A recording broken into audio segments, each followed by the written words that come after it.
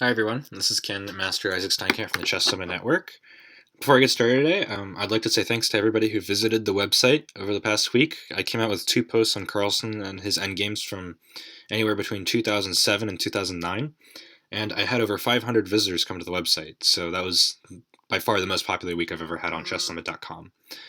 That being said, I intend to do more posts like that in the near future, and I hope that you guys will continue to look forward to those posts. I find those hopefully instructive to you guys, but it's also a great instructive process for me in terms of not only learning these, different endgame concepts, but explaining them as well. Also, forces me to calculate a little bit deeper. So I thought for today's game, I'd do a little bit of a change of pace. And I wanted to go over a game that I played. I want to say it was back in my junior year of high school. So that would be 3 years ago. I was about 1900. And I wanted to go over a game that I lost for a change. Usually I like to go over games where I won, and I feel like my opponent let me kind of execute some nice strategic plan, and it's all fun and games. But I thought this would be an interesting game to go over because this was a game that at the time I felt like I played exceptionally well in. And interestingly enough, I was playing against a former coach of mine who's about 2100, and I had some time over the past week to look over maybe some of the games where I didn't play as well as I thought I did at the time and try to find improvements and really push myself to try to, win games in positions that maybe I no longer have in my own repertoire or, see how I would handle different, opportunities.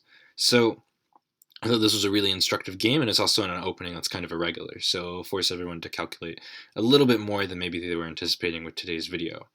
So that being said, I had the black pieces, and my opponent was a 1d4 player, but he knew that I knew that he played 1d4, and he decided to go with the birds opening with 1f4. And for those of you guys who aren't familiar with the birds opening, what white is really intending is to play a Dutch reverse colors, but a tempo up. So for a lot of people who are considering playing the Dutch, one of the main things is that it's strategically risky, and that's one of the main critiques as to why it's not played at the highest level. And so what the white player intends to do by playing the birds opening is by having an extra tempo, making that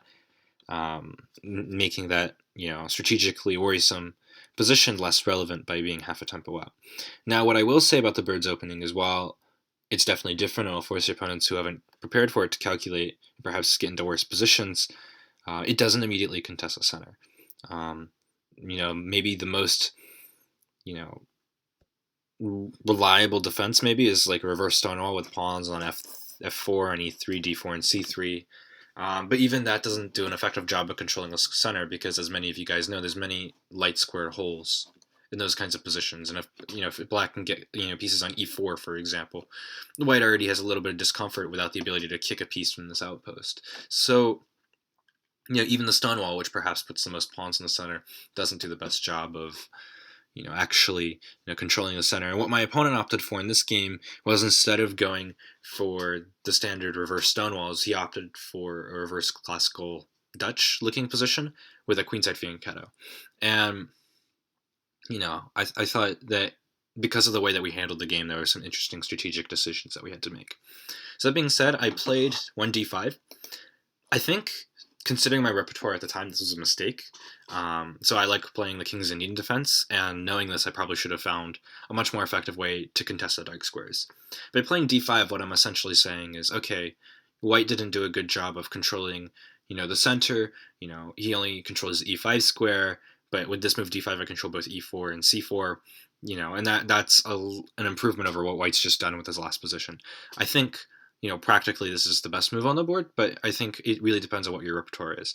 I think other appropriate moves might, be just playing like knight f6. I think g6 is an interesting waiting move. So, for example, if they play e4, if you're a Sicilian player, you get the position that you want. D6 is probably completely appropriate, and c5, of course, is completely fine. So I think all of these are, relatively good options. But okay, d5, it's not a bad move. My opponent played knight to f3, and I really like this approach from white because white hasn't really revealed which setup he's going to go for. He could still go for a reverse stonewall with e3, d4. He could go for a reverse Leningrad with g3, and he can still go for a reverse classical Dutch position with the move b3. So I like how white's kind of managed his ability to transpose into different openings. So in this position, I played c5, kind of continuing on the idea that, okay, if white's not going to control the center, I might as well. And, okay, I'm not developing a piece with this move, but I control e4 through b4, and I'm really asking my opponent, what is he going to go for? So my opponent has to make like his first transpositional concession with this move e3. So in all fairness, he's probably not going to go for reverse Leningrad anymore. Whoops. Because if he goes for g3, well, then this is a little bit of an awkward structure. But my opponent still leaves open the option of going into a reverse Stonewall or going into a Dutch-like position with b3.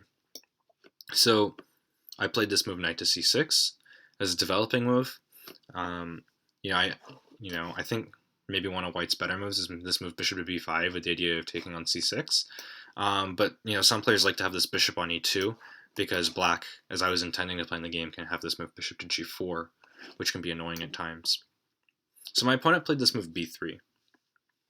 And, here we are going into a classical Dutch, and, for me, my opening preparation at the time kind of stopped here. I was already kind of playing on a intuitive basis, making moves that made sense from a practical point of view. And I don't, looking back, because I always played 1c4, and, if I played d4, I waited a little bit. I never got this position with reverse colors before. So for me, going into this game, I wasn't exactly, armed with the ideas that my opponent might have. And I think you could argue that I erred here with this move queen to c7, because queen to c7 doesn't exactly accomplish much. Because if black really wanted to be serious about playing e5, then I probably shouldn't have played this move d5 and kept the pawn on d6. Once my opponent plays bishop to b2, this option really isn't realistic. And, if I really wanted to play this move queen to c7, I could always wait until after bishop to b5 is played. So let's go back and try to figure out what some other good moves here are for black. So, completely fine would be this move knight to f6. And, okay, I'm developing another piece. If I wanted to, I can slowly prepare this fianchetto. One of the problems that I'm going to have, that I was aware of at the time, was that if I ever want to play e6 to solidify my structure, I do block in this bishop. So at some point I probably do need to go into g4, and I can kind of play normally there. But okay, this move would have been fine. Another option would have probably been okay is a move bishop to g4 immediately. I think this is the most flexible approach from black, because if white plays h3 and we get into this position, sure, white can, if white really wants to, he can go for a quick kingside expansion, but this initiative is temporary. I can already consider moves like e5, and I think that this is perfectly appropriate here. When your opponent attacks on the wing, attack in the center, this is a theme that we've discussed many times on this website before. e5, I think, would have been perfectly fine. So there's really nothing to worry about. But I think queen to c7 was perhaps overreacting to the situation. So I played queen to c7, my opponent played bishop b2, I played bishop g4, and my opponent played bishop e2 here. And I think it was the right choice to play the bishop to e2, because by having played queen to c7, there's not really a point anymore to playing bishop to b5. The main reason to playing bishop b5 in these kinds of positions from white is to double the pawns and get some sort of advantage for giving up the bishop pair, and I haven't exactly done that. White hasn't exactly done that if I've played queen to c7. However, by playing bishop to e2, he has gained a tempo in the time that it's taken me to play this move queen to c7. So I think in this position, it was really critical, for black to have, or for me to have kind of slowed down here and kind of figured out what I wanted to do. Because in this position, I think I rushed a little bit with queenside castling. And I'm kind of, looking back on this game, at the time when I played this game, I thought this was a perfectly fine decision. I would be a lot more hesitant to play a move like this now. By having already moved the d and c pawns in front of my king, I'm already committing myself to playing king b8 in the future. After which, maybe I need to be worried about the e5 square, maybe the bishop coming in. My opponent's rook is still on a1 because he hasn't committed to which side of the board he's castling on. So this already kind of gives him an opportunity to start pushing this pawn down the board. So when I look at this move queenside castles now, I'm not looking, at a great move in my mind. I think perhaps a move that was worthy of consideration here is just simply knight to f6. There's no reason, I think, for black to overreact in this kind of a position, and I think it's really up to white to kind of prove that, he's got something going on. So I think the book move is to do something like castles. If I wanted to, I could play this move e6, because this trade will only help black, because now, I've traded a piece, white's gotten rid of the pride of his position, and I actually control some critical squares with this f6 pawn, even though it's doubled. Furthermore, I can play rook to g8 and attack the king. So I don't think white would ever intend to do this. So this approach would be perfectly fine, and then I give myself options between kingside and queenside castling. I think another, maybe option that I can consider is this move g6, although I have to be careful about h3, g4 pushes really quickly, which is one consequence, I think, of having lost time with this move queen to c7. So I think these are fair options. I think one of the things that players who are about anywhere between 16 and 1900 struggle to realize is when we say that we have opening priorities of developing, getting our king safe, controlling the center, that doesn't necessarily mean we want to do them automatically. Castling in a position where your opponent's not attacking you is using a tempo that you could be using to improve your position or to fulfill one of the other opening requirements. In this position, my king is perfectly safe, even though it's in the center of the board. My opponent doesn't exactly have an easy way of, finding a breakthrough. Why rush this position and just worry about developing my pieces? Castling, can happen at a time where it's essential to make sure my king is safe. Okay, so I played queenside castles. My opponent played knight to e5, with the idea that if I play knight takes e5, my bishop on g4 is hanging. Okay, well, with my bishop on g4 and this threat of the f7 fork, I figured it made sense to first take on e2, queen takes e2, and then play e6. So if we do a quick kind of like assessment of this position, I feel like white's kind of taken a 1b3 opening or a Larson's, put a knight on e5, and then played f4 to get like a super birds kind of position. I personally like white here. I think that black hasn't really done anything to test the structure of white's position, and I'm still very far behind in development. Meanwhile, white has the benefit of being able to wait with moves like d3 to decide if he wants to put his knight on d2 or on c3. He has the added benefit of still deciding which side he wants to castle on. And meanwhile, while I'm developing my pieces, if my opponent can find a breakthrough on the queen side, it's going to be very uncomfortable for black very quickly. And so I like white in this position, and I think it's really up to him to prove that he has an advantage. So here, my opponent played this move knight to c3, and I think this is a fine move, because it has this idea of knight to b5, which is actually really annoying to deal with. So this is something to consider. I think d3 would have been fine. I think castling would have been fine, but knight to c3 is the most straightforward approach. And here I took on e5, and this was really for lack of a better move, I think, on my part, because I really wanted to play this move f6 for a couple of reasons. One, I get a tempo on this knight, so that way, when he moves, this opponent, the opposing bishop doesn't exactly have as strong of a diagonal with this pawn on f6, which is true. But after a line like knight to b5, I don't have queen to b8 because of knight to f7. That was weird. And if I were to... It's not what happened in the game. If knight to b5 were to happen, I were to play this move queen to e7, already knight takes c6 forces black to make a concession. And I think is one of the downsides of having castled queenside. If white... if one of black's ideas is to play knight to c6 to allow bishop b5 and get these doubled pawns, then maybe it's unnatural for black to fight that if it means that he got the pair of bishops. So structurally, this is another reason why I think it didn't make sense to castle queenside, and also why my queen, I think, is misplaced on c7.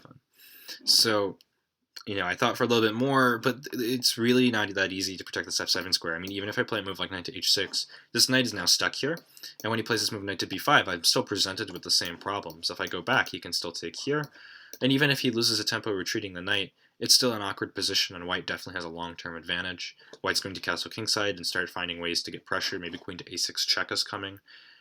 I like white in this position. So I found this to be extremely annoying. I played the move knight takes e5. Obviously, if my opponent plays d takes e5, I could grab the pawn if I wanted to. But my opponent had bigger intentions, and that was to play this move knight to b5. So knight b5. And the idea now is that if I move my queen, he will take the knight with the bishop and have two really strong minor pieces while I try to find time to regroup. So for example, let's say I move my queen to d7 and he takes my knight with his bishop. My bishop is now stuck here guarding this g7 pawn. If I play f6, white hasn't really lost anything, and it's really going to take a move like a6 to kick this knight, but a move like a6 creates another weakness for black to maybe exploit. So now maybe he could try to play a3, b4, and then b5, and then try to really make things work. So I thought that this was kind of an awkward decision that I had to make, but fortunately for me, I also have my own intermediate checks. I have a decision between knight to d3 and knight to f3. And so here, I thought that maybe knight to d3 would be a more pleasant option, because if my opponent plays c takes d3, maybe I have a slight positional long-term edge because of the damage structure, but actually this is a huge concession for black, because now once white resolves the problem of his knight, this rook is coming to c1, and now it's my king and queen that are actually awfully exposed here. So I realized this, and by the way, there are some interesting ideas with c4, but okay, it doesn't matter if it's not the best move. So I decided to play knight to f3, and the idea was that, okay, if white plays g takes f3, I will move my queen, but now white is presented with this awkward decision of having to castle kingside or queenside. If he castles kingside, he has to deal with the fact that maybe I can counterplay on the kingside, which, if we look at this position now, is much more likely than, me getting counterplay on the queenside. And if he were to take with the queen, his queen is no longer, pointed on this diagonal, which might help him in the future. I mean, honestly, I don't think it's going to help my position that much, but it avoids the worst line. So with the time that I got with him playing queen takes f3, I played queen to b6, and my opponent went ahead and played a4. And here I kind of have to face the problem again of, the issues that I've had throughout the opening. I can't really develop because of this g7 weakness. Knight to f6 is completely fine, I think. But I think I wanted to have more options in the game, like to go to e7. So I wanted to make a non-committal move, and I kind of like the move that I made, which is this move f6, with the idea of blunting the bishop, because it kind of slows white down a little bit. White doesn't exactly have a dynamic blow to really bust open the position without weakening his king, so he does have some issues, I think, to resolve on his own. So white played c4, with the idea of opening up the c file, and here I decided after king to b8, I should probably be okay, in the sense that if he takes on d5, I'm not as worried anymore about the positioning opening. I can take with this pawn and then push to g4, and then all of a sudden it's white's king who's a little bit concerned. C4 does seem a little bit unnatural, but if I'm trying to figure out ways for white to exploit the advantage, I think maybe the mature way of doing this is recognizing that it is difficult to get play on the queen side, but black has wasted so much time on the queen side white hasn't developed, and this move f6 does create a hook, which is why if I look back in this position, I might take a move like knight to f6 a little bit more seriously, because all of a sudden a move like g4 is actually not that bad. And I think this might be a right approach, and so perhaps maybe the correct way of looking at it was to have looked at a move like knight to c3, but then white might pay the price of d4 and not having castled yet. Okay, so a4, c6, and if he plays like g4, well, now the idea is g5, and if he's able to successfully trade on f6, then the long diagonal does become a long-term problem again. So for example, let's say I play bishop d6 and I'm okay with the idea if knight takes bishop happens, and we reach this position. Well, obviously I can never take because of the pin on the long diagonal. And, okay, let's insert a move like king to b8. This isn't exactly helping my position that much either, because now there's pressure along the long diagonal here, and I can get pressure along the file this way. Rook to g1. And I do have to say that I think that white still enjoys a pleasant edge here, because black doesn't exactly have counterplay on the form of g5, and white can either castle queenside, or what he can decide is that his rook is important, to have on a1, and slowly bring his king over, which he has the time to do because black is so far behind in development. A move like knight to e4 is met with the weakness on g7, but also he can play d3 and kick the knight back. So I think that this would have been the positional way to have had a nice knockout, which is to take advantage of the fact that I've just created a hook in the position, and I've still not developed my pieces.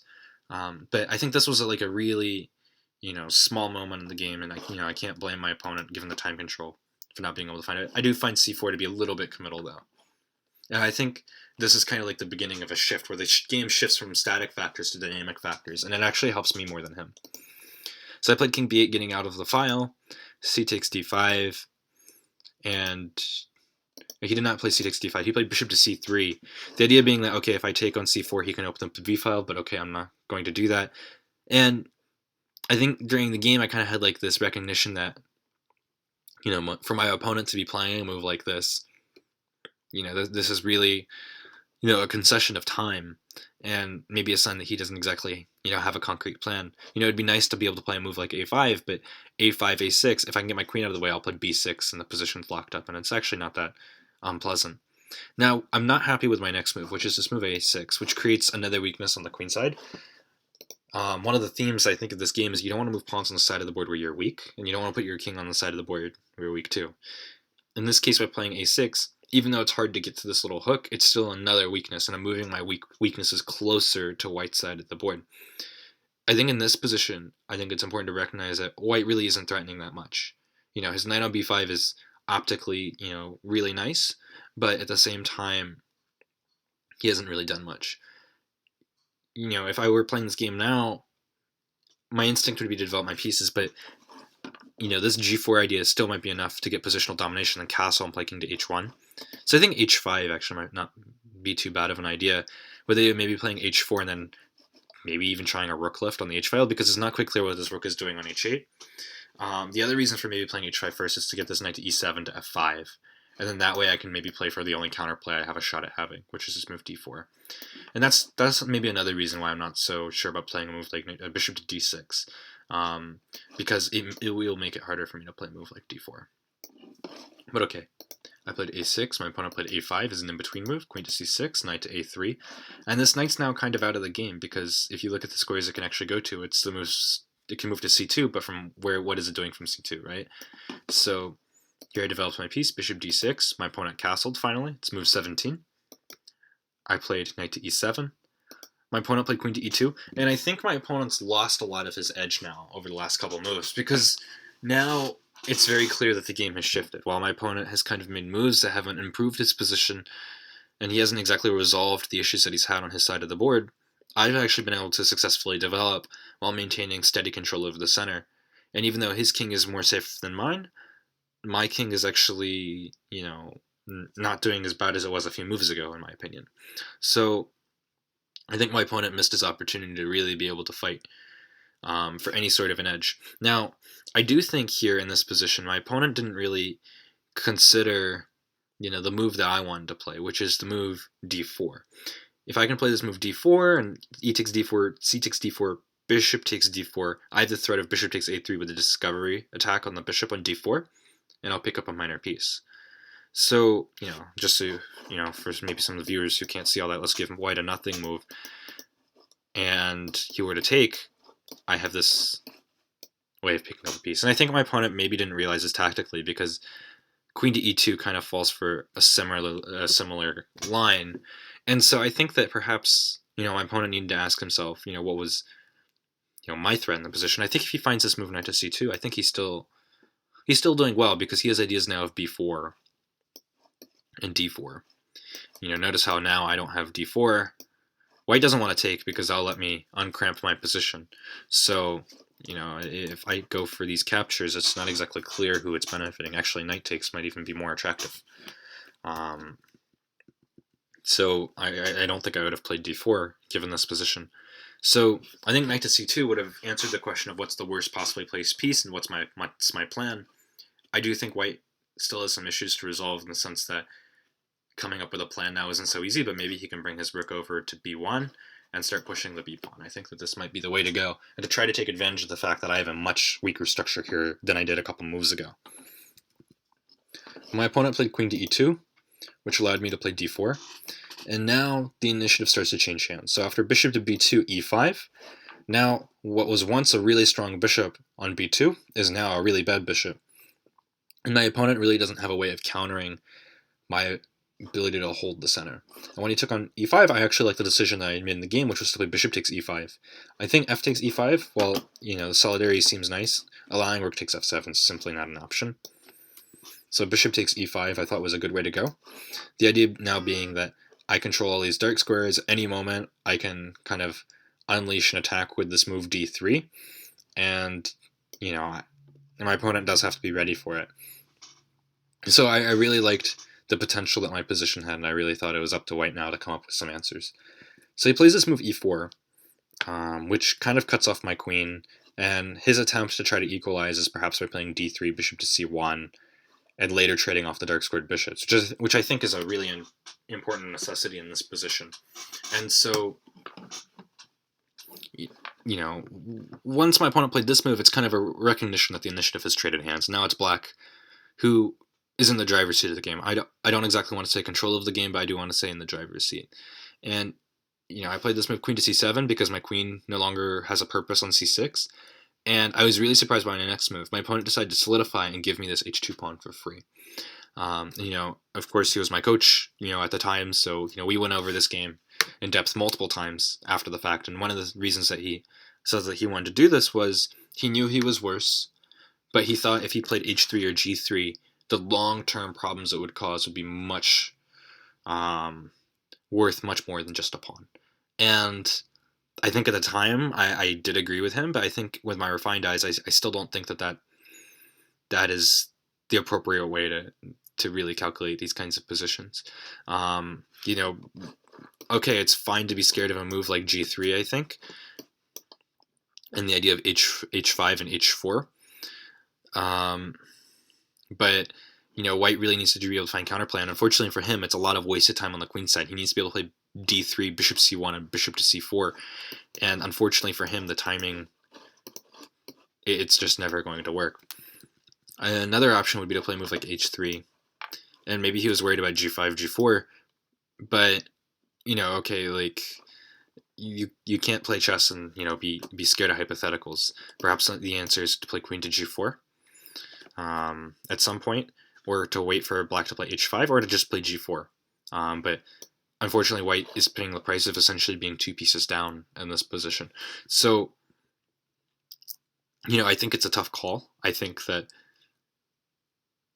perhaps you could make the argument that, white does need to give up the pawn. But, at least, even g4, isn't too bad. With the idea being that h5, if this is played, maybe you can play h3 and then queen takes g4. But no, I think black is better, and I think that is undeniable. So my opponent played d3 with the hopes of, activating his pieces. Bishop takes h2, king to h1, bishop to f4, making sure that, my opponent didn't exactly have a lot of dark squared options here, but I'm not so crazy about this move again, because I think, bishop to c1 could pose some really interesting questions. At the time I thought maybe knight to g6 was, the best way to counter this potential, but I think knight to g6 is already the wrong approach, and I'll go over that in a second in the next move. I think if white plays bishop to g1 here, he is trading pieces that are doing nothing in this position. I think if I were to give you this position and say, okay, you can trade one pair of pieces, the answer would not be these 2 bishops, and it would also not be these 2 knights, because white's minor pieces are just completely terrible. Maybe you would want to trade the d8 rook for the f1 rook, if possible. So, to retreat this bishop, maybe g3 or just to e5 would have been better. But I think bishop to f4 is just trying to do too much. So my opponent played queen to f3, and I think probably one of the more instructive points I learned from this game when I played it was that this move, knight to g6, was not a strong moment in this game.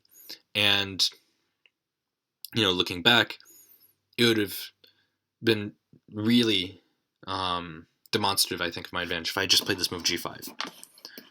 And the idea is that, coming from a quote from Kasparov, is that knights belong behind the pawns, in the sense that you continue to gain space and the knights, work around the pawns, right? Because if I put my knight on g6 here, I make it a lot more difficult for me to be able to push my pawns forward and, bring in more forces to attack. I'll have to move the knight again and then play g5. Whereas if I play g5, I can still bring in my knight to g6 and then to h4 and f4.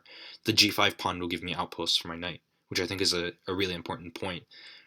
And honestly, if I recall the game correctly, I didn't even consider this option at the time. And, I think I covered this in one of my really early posts, back when I was still trying to break 2000. One of, the themes is, if you think about chess like, ancient Greek warfare, and you have spears and you have shields, you want to be able to push your opponent off the field with your shields, and when they run around and run away to leave the fight, then you want to throw your spears because their backs are turned to you.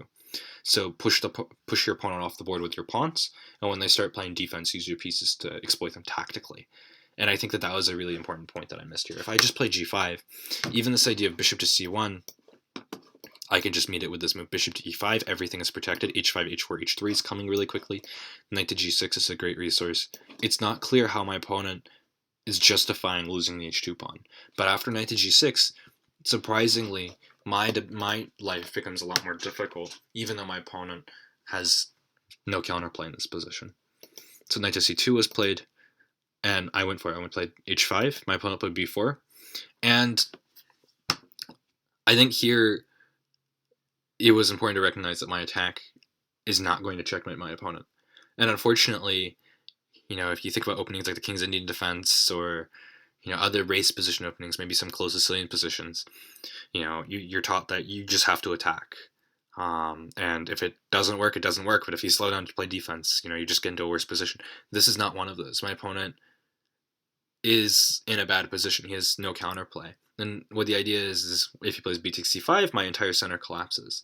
And unfortunately, this is not something I can afford to let happen. And so I think here it was really important to play a move like bishop to e5. Admit the mistake, which is really hard to do. But at the end of the day, my attack will still be here. I can play h4 and h3 and continue playing. And if my opponent plays this move, I don't have to give up my rook that might do something one day on the h file for two pieces that are currently doing nothing. I know it does open up my king on the b file, but my opponent, his pieces are so uncoordinated that it actually has no ability to really do anything lethal. I can play h4 and h3, and that's already two moves, and my opponent can't do anything with those two moves besides play defense.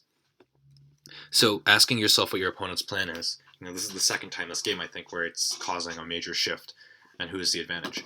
And so when I played h4, I really needed to have calculated this to the conclusion to prove that I have full justification, because after queen to h3, queen to c8, queen to f5, I think it was clear that I hadn't calculated out what needed to happen.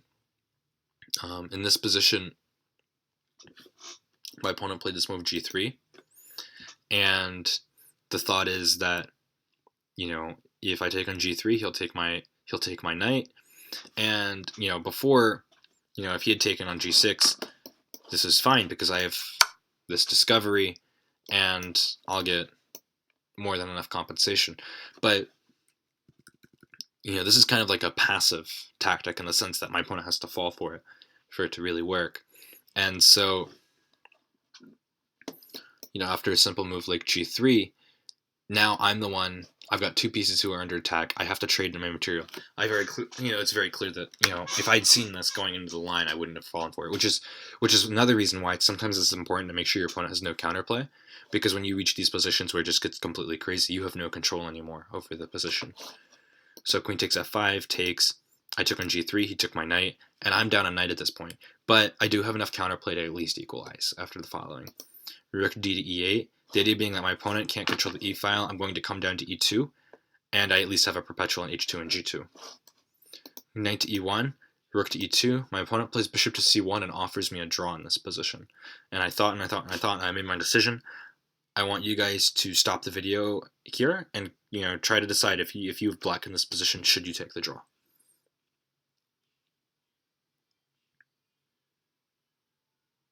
Okay, so in this position, I think it was important to recognize that perhaps it is time to go ahead and agree to a draw.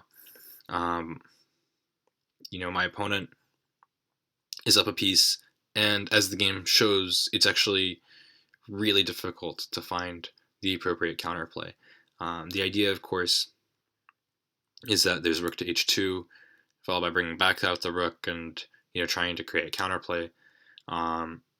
But black does need to take a draw here. I really do think that if black is trying to play for anything that's not a draw, things can get dark fairly quickly. So here, I could have maybe taken the knight, but there's this check, and I go down rook and bishop versus rook, and if we reach this position, I can't take the rook because of this check, and we haven't improved the position. And so, with it not exactly being clear how to proceed, I think, perhaps the draw is the most appropriate, thought here. In the game, I played rook on h to e8 with the idea that I could take this knight, but quickly I discovered that I'm just down a piece. Rook to g2, bishop d2, rook to e2. Two rooks on the 7th are usually pretty strong, but this knight on f3 does a really great job of defending all the critical squares. Bishop to e1, bishop to f4. Tactically, this might not be the smartest idea to put the bishop here because of potential discovery ideas, but white is passive right now. He takes on c5 for lack of a better move. Rook takes g6, and now the position starts to fall apart. Bishop to f2, rook to g2, bishop to g1. I am never going to be able to find an effective attack. And this move g5 on move 39, it would have been really nice to have had this move back when I played knight to g6, on move 24. So I'm paying the price for a move that I didn't play 15 moves ago because I am now playing it versus having it then. And I could have been maybe playing a move like g4 now instead of knight to g5. And even though g4 here in this position might not effectively save my position, it is something, to consider. Okay, so my opponent played rook on a to b1. I played king to c7 to kind of get out of the c6 idea, because if my opponent can play c6, well, it's actually going to be very difficult to stop this pawn from, almost queening. So king c7, knight takes d4. I played h2, and I got 2 minor pieces for the rook, but my opponent can force simplifications into a lost ending. Here I thought for a little bit more, and I didn't want to go for this takes c5 idea because of this pawn on h2 would be lost, and as many of my endgame themes so far this week have been restricting the king, and I figured my best shot is to restrict the king and then try to simplify the position with my king, but I think this didn't really work out. I think it might have just been in my best interest here to take on c5 and try to play for the best, but this is a lost endgame. So bishop f4, I'll go through this part of the game quickly because I feel like my opponent was in a lot of control here. I like this move d5 because it minimizes my king's ability to play, and he's not really that worried about the f6 pawn. Takes on f5, takes on f6, and my goal is to trade down all of these pawns, but as I quickly found, my opponent now has 2 passed pawns. Now, here I played king to a7, and I think that this is a mistake because now I'm letting my opponent cut off my rook from the position. And it actually allowed for a nice tactical resource to queen the pawn. I think I should have just played this move king to c7 regardless of what the outcome is because it's the most practical decision. I think if I played king c7, my opponent can just play this move d6 and, eventually I'm going to lose too. So maybe king a7 was most testing, but I think from a practical point of view, this cuts off my king and makes my life harder too. So rook b5, king a6, and d6 was a nice touch because now the queen is forced. But the endgame is still not completely winning yet, because after I guess you could say after a4, queen d2, bishop to b1, things really aren't that easy. And so in this position, it really seems like I can equalize, because if white's king moves too far away, then I promote one of my pawns and queen, and then maybe I'm winning. And you can't just win an endgame with a queen and king alone. But unfortunately for me, my opponent does have resources to try to force a win, which is to just get the queen on the long diagonal. Because now when the king moves, both h1 and g2 are covered, and it's the problem. It's the same problem as having the wrong color bishop for the promoting square, because I can never control these squares. There's nothing I can do. And queen and king versus queen and bishop is a clear win. So as long as white keeps his queen on this diagonal, everything will be fine. And I think here I threw in the towel because it's very clear, what white is going to do. He's going to force my king to get onto the a file, bring a king over to the 6th rank, and eventually checkmate me, or force me to give up my bishop with the threat of checkmate. So I thought that this was a really instructive game because there were a lot of back and forth turning points that I think do kind of show common mistakes for anyone between 1600 and 2000. Understanding initiative, understanding what the opponent's plan is, and finding effective ways to stop them, and as well as having positional maturity to keep the position static and a position that needs to be static. I think that those were all really important lessons. So I hope that you guys learned as much from this game as I did after having gone over it for the first time. And, especially now with, much much more chess knowledge than before. So I hope you guys enjoyed this video, and I'll be putting up more Endgame Essential posts throughout the week to kind of finish up on my idea of Magnus Carlsen's Endgames. And in just 1 week, I'll be in New York City playing chess for the first time in a couple months. So I'm really excited for that. So make sure to keep in touch through chesssummit.com, and I'm wishing you a good evening.